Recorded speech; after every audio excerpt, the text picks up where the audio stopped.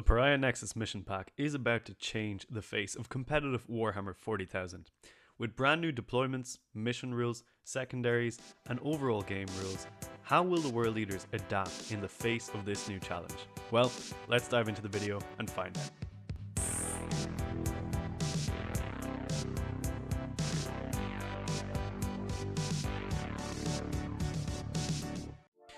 After almost 1 year of the Leviathan mission pack, competitive 40k has seen a lot of varied and interesting metas. World leaders have fought through the devastation of Eldar dominance, Custodes oppression, and Necron durability, to mention but a few.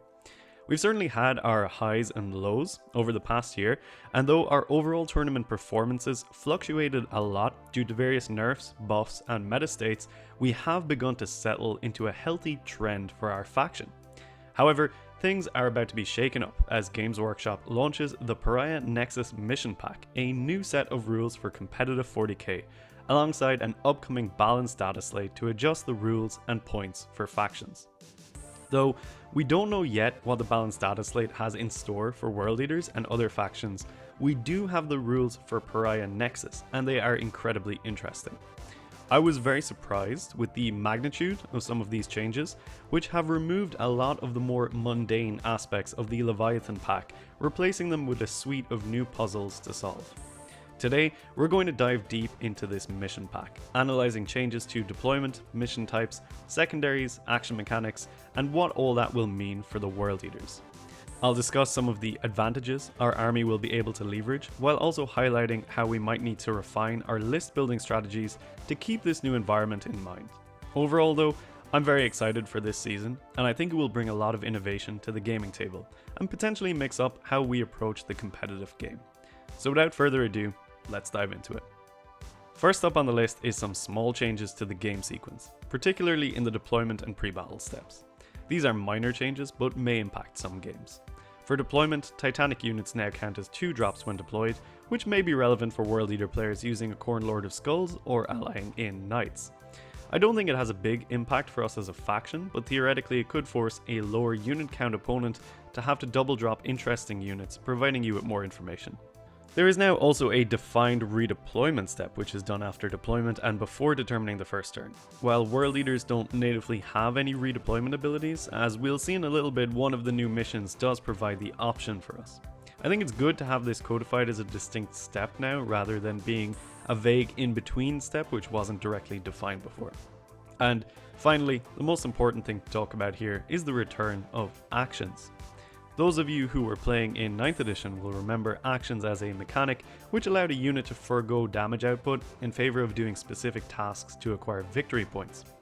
We had a sort of pseudo-action state for the Leviathan era of 10th edition, with secondaries like Deploy, Teleport, Homers, and Cleanse functioning similarly to 9th, but not truly defined as their own thing, leading to some rule exploits and workarounds.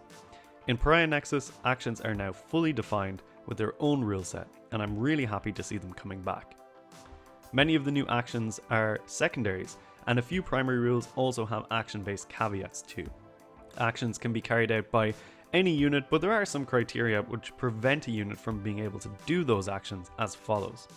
Aircraft units, being battle shocked, OC0, being within engagement range, having advanced or fallen back, or not being eligible to shoot.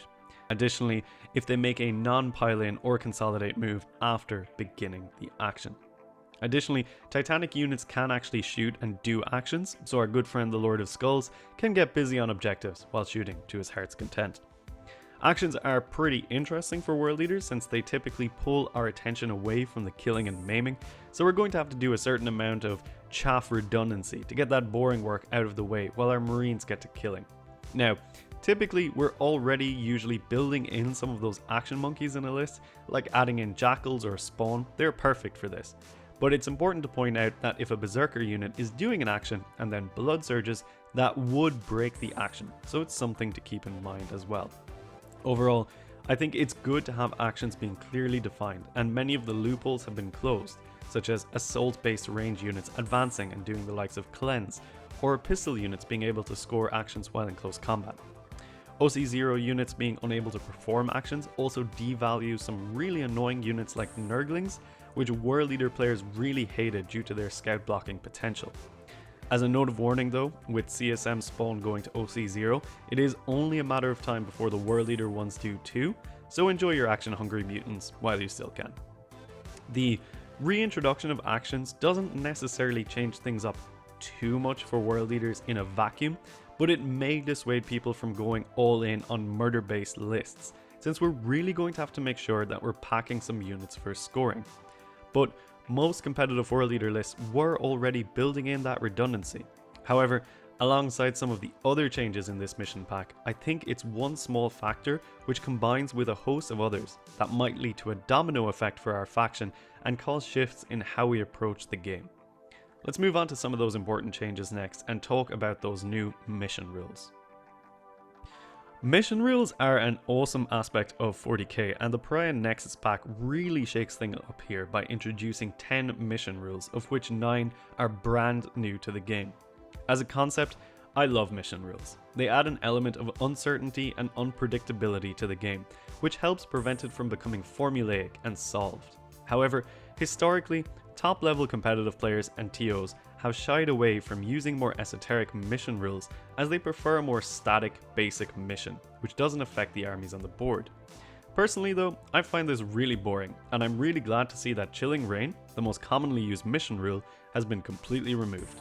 More dynamic mission rules cause really interesting puzzles to solve, and will go a long way in ensuring the game feels fresh and unique, rather than becoming stale over time as the only variables become the opposing armies. I can understand that from an absolute top level viewpoint, it is better to have static mission rules like Chilling Rain, but honestly, I'm not going to miss it. 5 of these new mission rules directly affect battle line units, which is incredibly good for the World Eaters, since we have some of the best battle line units in the game in the form of Berserkers. While not all of these mission rules will have a huge impact on that unit specifically, it does give us more tools to play with, and some of them will also help our Jackals as well. This new shift towards buffing battle line is an interesting strategy from a meta perspective, as across all the factions, the value of battle line units varies greatly. Armies like World Eaters, Thousand Sons and Knights will benefit a lot more than, say, Space Marines, Sisters or Eldar from these new mission rules, which does create an asymmetric skew for how these missions will interact with the game. I suspect that as TOs become accustomed to the Pariah Nexus, most of the battle line based mission rules won't be used in tournaments, since they could be viewed as unfavorably benefiting certain armies, and really I do think that's a shame. However, we don't really know how that dust will settle just yet, so let's work through them. Firstly, we have Swift Action, which allows battle line units to perform actions after advancing or falling back. This is pretty useful for our Jackals, as it combos well with our innate speed, giving us further reach to get to certain areas which require actions to be done for victory points. Our Auto 6 advanced stratagem could be applied here to ensure that a squad of Jackals or Zerks absolutely make it to a certain point which calls for an action, thereby increasing the likelihood of gaining victory points. Overall, I don't think it's a dramatically interesting mission rule, but it does open up some scoring doors. Next up is Stalwarts, which is similar to Swift Action in that it allows battle line units to perform an action and shoot, or perform actions while within engagement range. As an army which pretty much skips the shooting phase, only half of this really affects us. But it is quite nice that Berserkers and Jackals can do actions while locked up in combat.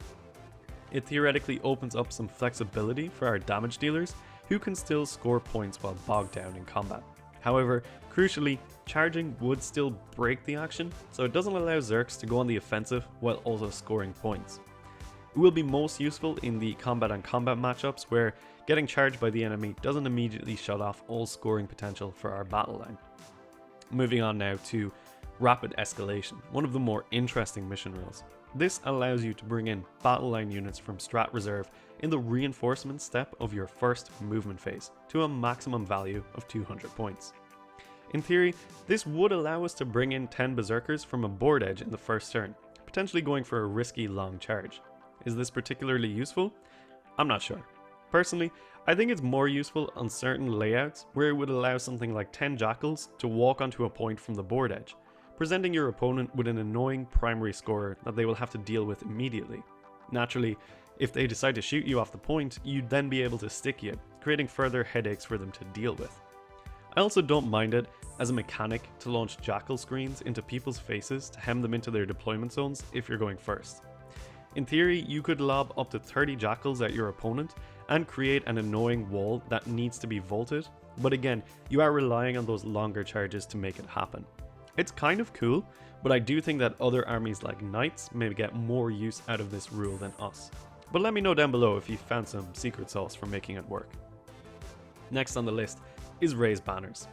This provides some extra scoring potential for battle line units who can raise a banner on an objective they control at the end of the turn. It'll score you 1 victory point per objective, meaning there's a total of 5 to 6 points up for grabs here. It's not much, but it's also not nothing. And running some jackals out into the midfield points early on to score some bonuses is really not that bad. But I don't think it'll be seriously impactful. It could eke out a close game into a victory, especially since we typically want to be sending probing jackal squads out early in the game anyway. Finally, for the battle line based mission rules, we have my personal favourite. Prepared Positions is back, and oh boy, is it better than ever before. For those of you newer to 40k, Prepared Positions was actually the name of a rule introduced in 8th edition to combat the absurdly lethal basic brainstem shoot gun army castles of that edition, to give mixed arms or combat armies a chance to actually play 1 or 2 turns of Warhammer. However, this new iteration is vastly different, allowing battle line units to heroically intervene or go to ground for free. This is incredibly powerful for world leaders, whose battle line units benefit massively from both of these abilities. A squad of berserkers with the Master of Executions can heroically intervene with fights first and +1 strength and attack to boot, meaning they can completely swing a game state back in your favour.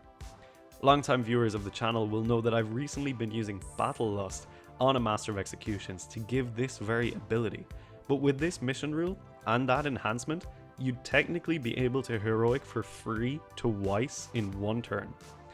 Obviously this would then cause alternating activations if 2 Mo squads were involved, but it creates a nightmare situation for an opposing combat army. It's also really good on jackals, who could heroic into a particularly nasty enemy combat unit, pulling attacks into them and away from a more valuable asset like 8-bound. Free heroics allow you to set up bodyguard situations, where a unit of berserkers can simply hang around a valuable 8-bound brick, effectively ensuring that, should an enemy want to target them, they will have to deal with the threat of a heroicing fight first berserker brick that could potentially wipe them out before they even get to strike. The power of this ability alone cannot be understated. However, the go to ground for free should also be considered. Often World Leader players may find that, after a big push turn, a unit of berserkers gets caught out in the open. With free go to ground, you can effectively gain AOC for that squad, making them more survivable, thus taking less casualties and making a possible blood surge move more effective. It's also really great on jackals, whose survivability, along with the 5-up feel no pain, makes them quite an annoyance, but near Demon Prince on foot, it will push them to a 4-up invul and possible 5-up feel no pain as well. A 20-man tar pit set up in this fashion can be really effective, and I took something like this to the Manchester GT in March of this year, where it was shockingly useful. Now that it could be done for free, I predict a lot of players will start using it if it's in the mission pack. Overall, it's easily the best of the battle line based mission rules for the world leaders. Moving on to the more generic mission rules now, we have Fog of War up first. It's another great one for world leaders, as it gives the army the benefit of cover in the first turn, while also not allowing the use of core stratagems in that turn too. Naturally, gaining army-wide cover is super useful for us, especially if we go first and decide to hard push the enemy lines, as it makes us slightly more resilient on the turn 1 hitback. But the ban on core stratagems in Battle Round 1 is also super significant. Mainly, the threat of turn 1 overwatches from the likes of Thousand Suns, Land Raider Redeemers, other Flamer units can completely mitigate those turn 1 pushes for us, but with that threat negated, it means we can pressure those armies much more should we choose. It does also mean we won't be able to CP reroll failed charges, making things a little bit riskier, but the shorter deployment zones does mitigate that somewhat. Overall, we don't typically use core stratagems in turn 1, but Overwatch is often used against us, so this is only a good thing for the world leaders. Next on the list is Adapt or Die, which allows players to use fixed secondaries to trade out the card once per battle for another fixed, but also allows a tactical secondary player to draw an extra card twice per game and reshuffle one back into the deck. The fixed part here is cute, but as we all know, world leaders almost exclusively play tactical, so it's very impactful for us. Allowing a twice per game card shift means our secondary scoring potential is higher, and I think this is most useful in the first and last turns where typically bad card draws can swing a score downwards. Inspiring Leadership is up next, and it's a bit of a meme. As long as your warlord of your army is outside your deployment zone, everyone within 9 inches of him and visible gets +1 to their battle shock tests. Sure, I guess. It's a good thing they nerfed Brian's Dread Talons before he got too crazy with them. And finally, we have Smoke and Mirrors. This one is pretty fun. It allows you to pick a unit after deployment and put it in strategic reserve, up to 500 points. This can actually be pretty useful, as you can play some mind games with your opponent or recorrect a deployment mistake which has left you exposed. It would be obviously more powerful if it was done after the first turn roll was determined, but as is, it could be used to lob some Exalted 8-bound up into Deep Strike, or mind game your opponent with Ron by pushing him forward only to then pull him off the table. I don't mind it, but it doesn't open up too much unique strategy for us, and I suspect other armies will be able to use it more efficiently, though who doesn't hate the magical disappearing Khorne Lord of Skulls? The last and only returning mission rule is Hidden Supplies, which as we all know spawns an extra objective in No Man's Land. People think that this may become the new Chilling Reign, but in a world where actions are more prolific and deployment zones are different, this could actually only serve to push higher primary score on both sides and create situations where games are harder to decide between players. While I do think that Hidden Supplies will be quite common, I don't think it will be as prolific as Chilling Reign, as it creates some weird situations on certain maps. However, it is good for us specifically, since on some of the layouts, it allows us to scout onto objectives before the game begins with a unit of jackals that can then sticky a midfield objective on the top of battle round 1, and then fade away into cover when they move. But that is that for the mission rules, and they really do look fun. I hope TOs are brave and experiment around with some of these different rules, but we will see what becomes popular in packs after a couple of months.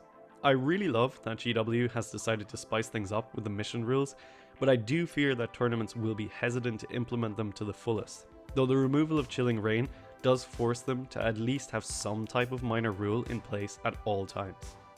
Are we going to see Inspired Leadership forever? I hope not, but maybe. Personally, I'd say let those battle line units have their moment in the sun for now, but let's turn our attention to the new deployment maps. For deployment zones, we have 3 returning maps, 2 altered maps, and 1 brand new map. In the returning corner, we see the beloved Search and Destroy, the dreaded Hammer and Anvil, and the classic Crucible of Battle. Dawn of War has altered slightly, giving a deeper deployment zone of 12 inches instead of 10, meaning that No Man's Land is now only 20 inches across instead of 24. In theory, this means that as the 8-bound flies, you can't be out of a World Leader charge range in turn 1, provided we maximize our movement and scout abilities. A deeper deployment zone here also makes it much easier to get onto those midfield objectives early in the game, which is fantastic for our initial scoring ability, and the shorter run to the enemy lines makes your opponent sweat just a little bit more. Sweeping engagement, on the other hand, has changed quite a bit, moving from that diagonal layout into a stepped sort of format. At the closest points here, you can actually start 16 inches away from the enemy deployment zone, which is very close for World Leaders, who can easily leap that distance with their eyes closed. This, along with Search and Destroy, will open up the possibility of some very powerful turn 1 hammers if the opponent doesn't screen correctly. I'm guessing the thinner side of the deployments will be popular spots for Action Monkey deployment, who just want to push to that natural, safe expansion objective, but it's going to make for some very brutal, early mid-game brawls, where some armies are going to close the gap almost instantly. Hidden Supplies on this map will also allow for a very easy scout sticky of a midfield objective too, which is great for us. Tipping Point is the new one, and has a similar step structure to Sweeping, but with a longer No Man's Land of 20 inches at the closest point. Again, It's a gap which is very easily crossable, making for a lot of maps in the pack which the opponent has to seriously respect World Eater threat ranges or be massively punished. Again, a scout on hidden supplies here will allow for a minboard sticky, which allows us to dictate that game pace and early trades. Overall, with so many deployments that allow for early charges, we might see a meta shift towards combat armies in general, which would be extremely good for World Eaters. In a straight combat fight, we will often come out on top with some clever play, and if the meta does end up shifting in that direction, we will be well positioned to capitalize on it. The shorter no man's land means we can deploy more aggressively and get to staging points quicker, or just jump on a bad opponent's deployment and punish them for not screening correctly. These new maps are definitely a huge win for World Eaters, and I think we should be very happy with what we're seeing here. Next up though is going to be the changes to the primary mission scoring, so settle in for that one. Primary missions in Pariah are a mix of old missions, adjusted missions, and brand new ones. Priority targets, everyone's favourite, has been scrapped, along with Sites of Power and Vital Ground. But somehow, Servo Skulls has still remained in the game. Purge the Foe has changed to not allow you to score kill more in round 1, which impacts that first turn roll, since going second before provided you with a big leg up for getting an early kill more. Otherwise, it seems to have remained the same. Scorched Earth has changed so that burning objectives is now an action and can be done in the last turn. It also doesn't have a cap on burning anymore, meaning a strong late game board state can result in a huge glut of primary points. This typically isn't actually good for World Eaters, since we often run out of steam and units before the endgame, meaning an opponent who has lingering resources can close out a point differential on us in that final turn. Servo Skulls has been rebranded to Unexploded Ordnance, but in my opinion it's still pretty ass as far as missions go. Now, it's a full action to boot the skull up the board, which removes the annoying ability of stickied objectives booting themselves or multi-booting objectives in one turn. And since it's an action, gun squads will have to forego their shooting to do it, so I guess it does help to balance things out slightly, and its scoring has changed too to be less of a blowout score pattern. Overall though, I still think it's a really bad mission, and World Eaters are not well positioned to play it either, since giving up units charging in favour of kicking a football around doesn't seem great. I don't expect it to show up too often in events. Finally, the ritual has changed slightly so that it's a little bit harder to cluster your objective spawning. Personally, I've almost never played the ritual in competitive events, so I don't expect that to change here. But there are some brand new primary missions, which we will move on to now. Burden of Trust is first up here, and I think this primary mission is one which World Eater players really won't like. You have to control objectives outside your deployment zone, so no home field scoring, for 4 points each. Given the likelihood of hidden supplies being very common now, this means you'll have to be all over the midfield, which doesn't sound too bad for us. However, the kicker is that you'll have to nominate a unit to guard each objective, which will have to remain on that objective throughout your opponent's turn to score you an additional 2 victory points. This part is rough for us, since hanging around on objectives isn't something we want to do, ever. It also devalues blood surging berserkers, since a surge could take them off an objective that they're guarding. Naturally, Jackals and Spawn are your go-to guard units here, but both can be killed with relative ease, so it won't be very hard for your opponent to deny those points. But it does have some interesting play. Guard units will have to be targeted to avoid primary scoring, which somewhat favors us as we do like to rush enemies on objectives, and I think in general it favors durable units like Wraiths or Meganobs. But I do think armies like Dread Talons also enjoy this mission, since you could theoretically stop a lot of guarding units scoring via Battle Shock, so I'm sure Brian will be pleased at least. Linchpin is up next, and this one is kind of funny. It relies on controlling your home field, giving you 3 points for the home objective and 5 on each other objective you control, or just 3 points per objective if you don't control your home field. It's also not capped, so theoretically you could rack up some high primary scores really quickly, especially if hidden supplies is in effect. I think due to the nature of scoring in this one, World Eaters will have a pretty good time. Early tagging and stickying of midfield objectives will force your opponent into that mid where you can engage them, or they essentially give you tons of primary points. Naturally, guarding the home base will be very important here, but that's not something we really struggle with currently. On missions with hidden supplies, scouts sticking an objective and then fading away or migrating onto another one really forces a lot of action out of your opponent, so I think overall it's actually quite a good mission for our army. And the last of these new missions is Terraform, which is kind of a funny one. Essentially, it calls for you to do an action on no man's land objectives, which lasts through until your opponent's end of next turn. You'll score points for completing these terraform actions and holding objectives to a maximum of 18 per turn. I don't think world leaders really like this one too much, as those long-winded actions can be particularly tough for us to complete on multiple objectives. I think it might even be safer to essentially ignore that aspect of the primary mission and just focus on holding and killing, instead of giving up vital combat output in favor of doing those actions. Certainly, it is worth attempting to terraform if your Jax or Spawn have nothing better to do, but given the amount of action-based tactical cards, I think it's honestly just better to aim for 8 to 12 VP per round by holding 2 or 3 objectives here. Okay, moving on to secondary objectives, which have changed quite a bit. The implementation of actions, new cards, and altered cards means we will have to revisit some of our core ideas around scoring in the game. Fixed has also become more of a good option, though personally I think world leaders will still almost never take it, since our army is brilliant at tactical and really wants the extra CP generation from discarding cards. There is a fringe case argument to take fixed sometimes, but I'm not really going to consider it for the purpose of this analysis, since the vast majority of players at a higher competitive level will be going tactical for world leaders. Another important change though is that for tactical secondaries, you can use the new order stratagem multiple times per game.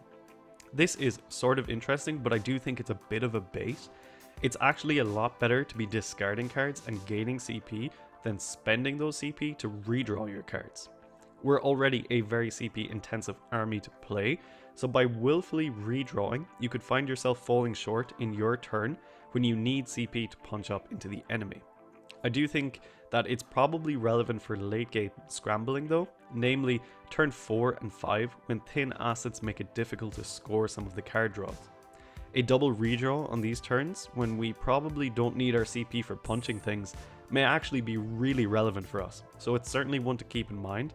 But let's move on to the actual cards. First, let's talk about the cards that have been removed.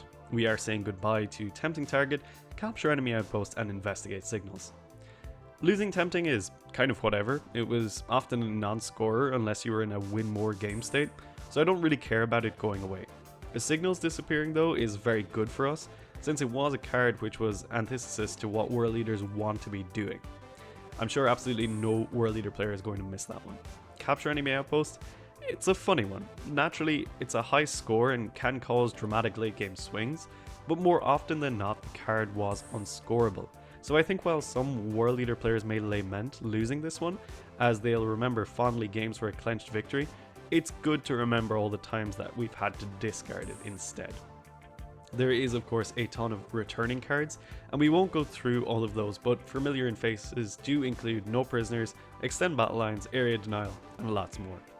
Other returning secondaries like Cleanse or Homers, which has now been renamed to Establish Locus, are action based, not changing too much for how we interact with them, but certainly codifying how they are supposed to work on the table with those new action mechanics. Some of the new tactical cards are actually kind of challenging for the world leaders to achieve.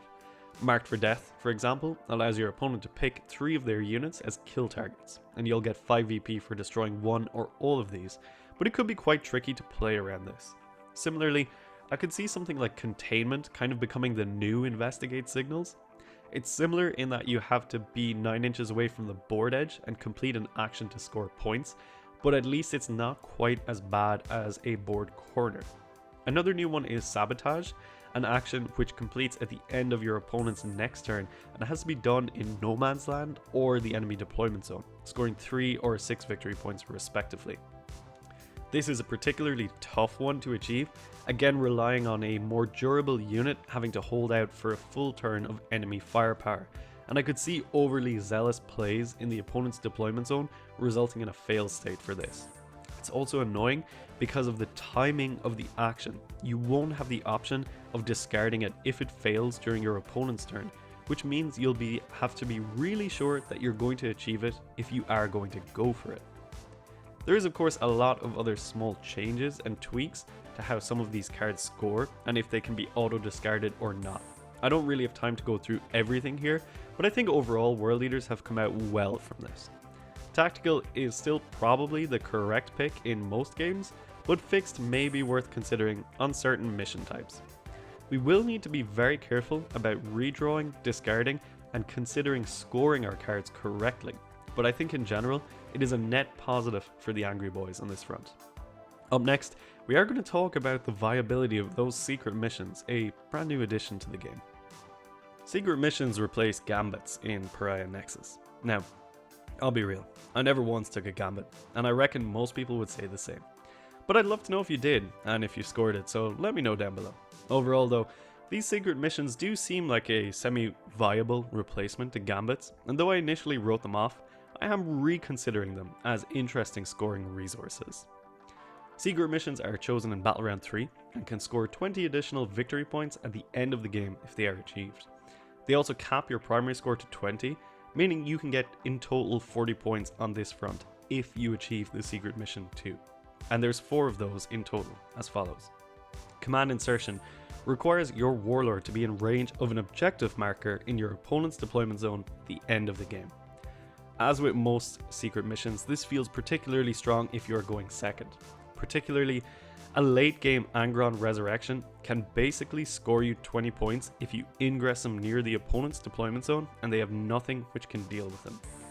I think it's a particularly potent mission for Angron based lists, since he is more than capable of actually securing this, though an element of it does rely on him actually resurrecting if he has died, making it quite a risky play, but overall, I do think it could flip a losing game state if you manage to pull it off. Shatter Cohesion up next requires you to destroy all enemy units or ensure they are shocked and not on objectives. The viability of this one is somewhat dependent on the opponent, but I do think overall it's a bit of a win more type of condition. It could push a close fought game into a victory depending on the board state, but personally I don't really think this one is very viable and it will probably be chosen pretty much none of the time. Unbroken Wall then requires you to control 3 or more objectives not within your deployment zone at the end of the game. Again, if you're in a situation where that would have been happening, you were probably already winning the game on primary, so it seems more designed for an army like Eldar, but I guess on hidden supplies its viability would increase. Personally though, I don't see it being super popular either unless there's really specific situations coming up. And War of Attrition is the last one. This calls for you to get a battle line unit into your opponent's deployment zone, while either forcing all of their battle line units into the deployment zone or killing them all. Killing all of your opponent's battle line will be much easier into some armies than others, but retaining berserkers or jackals until the end of the game is the challenging bit. I do think it's viable in certain matchups, but it feels like a big risk. If your opponent sees your berserkers gunning for their deployment zone, it'll be pretty obvious what you're trying to do. But going second here and with the speed boost up, it's theoretically possible to yeet a unit deep in during the dying moments of the game. As secret missions go, it's probably actually got some play to it, but it will massively depend on what battle line units are in your opponent's army. Overall, I think these secret missions are, at the very least, better than gambits, but let's be real, the bar couldn't be lower.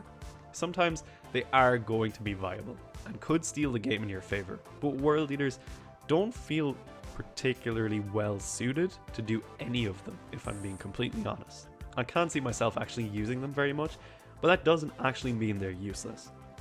I think with the higher scoring potential for many of these primary missions, I do reckon I'm just going to stick to the normal primary more often than not, and I think that would be the correct choice. So with that, we have actually covered the core changes in Pariah Nexus. So let's summarize how they're going to affect the World Eaters. So to summarize, in general I do think that Pariah Nexus will actually boost the viability of World Eaters and all melee armies in the game. Slightly shorter no man's land might not seem like much on paper, but it can make those early charges much more viable and also allow for quicker and easier staging in the midboard. Thanks to our innate speed, it will improve our overall ability to dictate the initial 3 turns of the game, which is fantastic for us.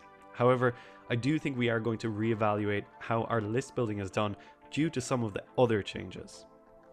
Actions, for one, becoming a lot more common both in primary and secondary scoring makes life tougher for elite heavy armies, which we tend to be.